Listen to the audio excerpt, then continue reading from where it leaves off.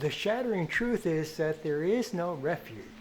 There is no shelter that will guarantee your survival through this or the survival of the people you love and care for. There is no defense directly. You are bombarded with this information, with this fact. And this bombardment of information advises precautions because there is no direct defense. These precautions are reasonable and necessary. However, understand that the process of what you're experiencing in itself is causing a tremendous stress and distress in your mind, regardless of your conscious understanding or intention. So mind is experiencing and processing and seeking solutions when right now, at this very moment, there are none. Our mind rejects and rebels. And if you're anything like me, this is what you feel now. Just a quick story. When I was 11, my father died. I loved him dearly. And I felt that I needed him. I needed him. Without him, my life was empty. But then, totally out of my control, death came. From that event, I developed a tremendous fear of death. I spent sleepless nights trying to figure out how not to die. There must be some way, my mind kept insisting. The mind does not necessarily see what actually is.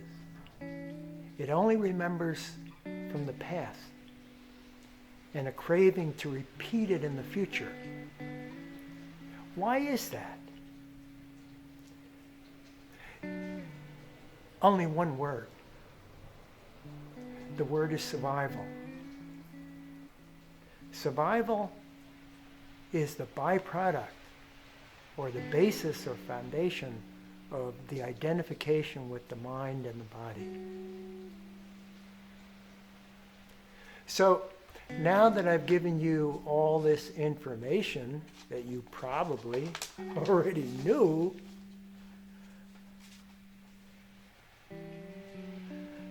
let me give you the good news.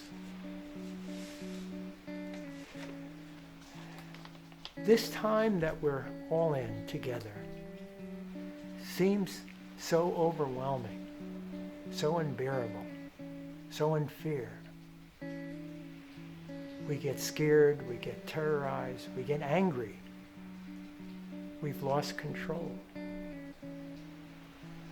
But please, listen. At some levels, very important levels, this is not only a crisis, but it's an opportunity. The mind always craves patterns and repetition, even if they're non-productive and harmful, even if they cause stress and distress and suffering. The mind equates familiarity with safety, comfort, and survival, which is, by its very nature, its prime directive. So we experience the present, a present so full of apparent uncertainty, insecurity, and possible death. We see other people die graphically, horribly. And we see a future that seems to be out of our control. It's absolutely unacceptable. The mind, the system that is dedicated to protecting life, is challenged to the extreme. It's full of stress, it's full of worry and terror. The mind creates tremendously strong emotions and feelings. If you're feeling this terror, if you're feeling this fear, you're operating the way you were designed to operate. This is not an error. This is not wrong.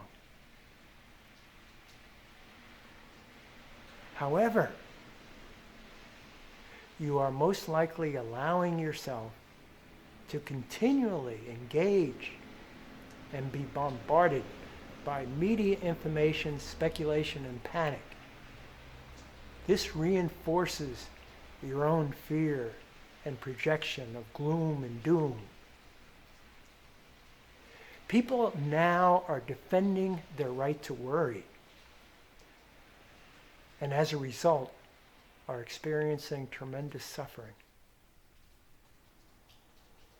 This, rightfully so, is a major series of events that can't be stopped.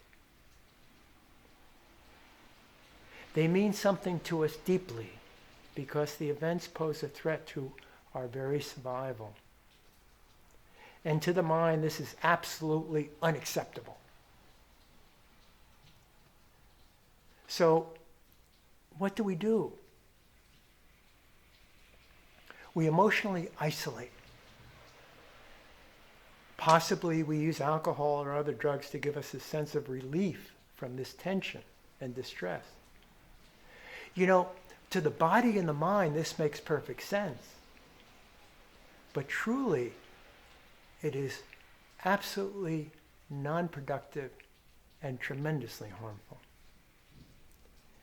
It's merely based on the body and mind's demand to be safe and comfortable and secure, even in a world of turmoil, threats, insecurity, uncertainty, and turmoil. You have a choice where to put your attention. You have a choice what to focus on.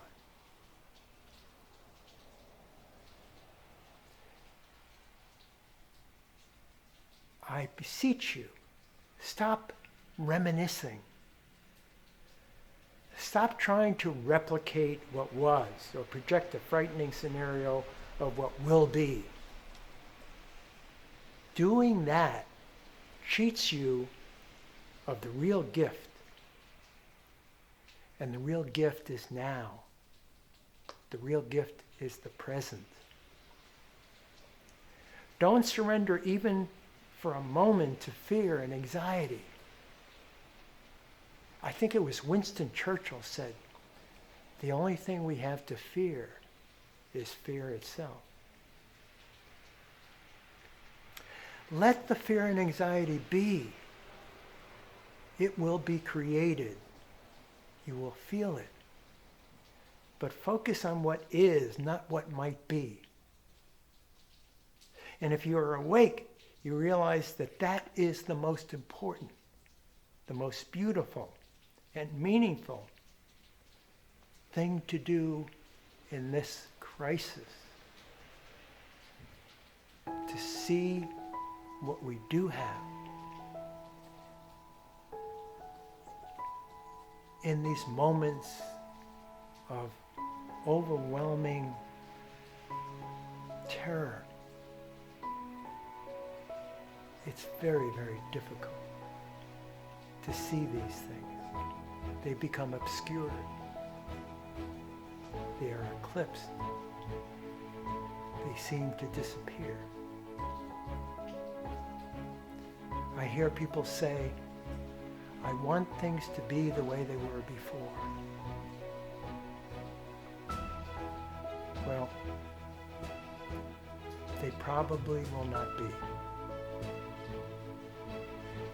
None of us know the way things will be. But all of us know if we open our mind and eyes the way things are now.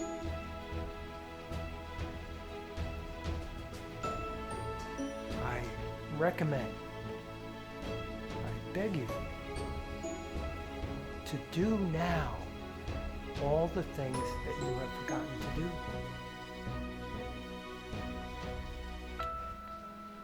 Remember your hobbies, projects, crafts, creative endeavors, non-creative endeavors, hugs, reading, sunshine, learning a skill, writing your autobiography or memoirs.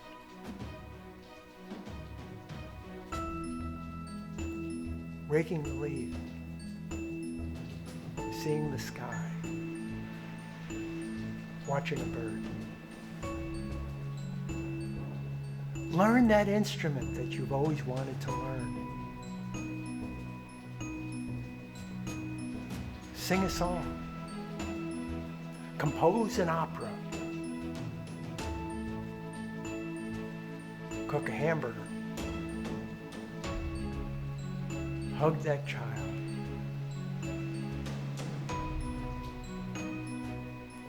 Please, please, do not cheat yourself out of one precious moment of life.